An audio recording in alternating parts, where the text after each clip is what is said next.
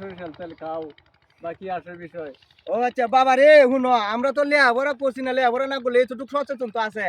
এইটার কথা কইব কি এর লাগিয়া সরিষা তেলের কথা তো কইতো না এটা খাও কারণ এটা খাইলে আর রোজগার কমে যাবো কেমনে রোজগার কমে যাবো গা এটা খাইলে তো মনে রোগ ব্যাধি বেশি হইব এর ইনকাম বাড়বো আবার এটা দেখো যখন মালিশের কথা ক তখন কলে একটু সরিষা তেল গরম হইরে রসুন গরম হইরে শরীরে মালিশ করো ঈদের কথা ক কিন্তু এটা খাওয়ার কথা ক না এদের টেনেল কি কই আম বাবা মাথাটা খায়া লাইছে হ্যাঁ এদের ইনকাম বাড়ার লাগে ভালো কথা কইতো না আবার মালিশ করার লাগে কইবো বলে মালিশ করো সরিষা তেল এই মালিশের বেলা দরকার পড়ে তাহলে মালিশের শরীরের উপরে যদি তোমার মালিশ করে এতটা পরিমাণ কাজ হইতে পারে তাইলে এটা যদি বডির মধ্যে যা তাইলে কি পরিমাণ কাজ হইব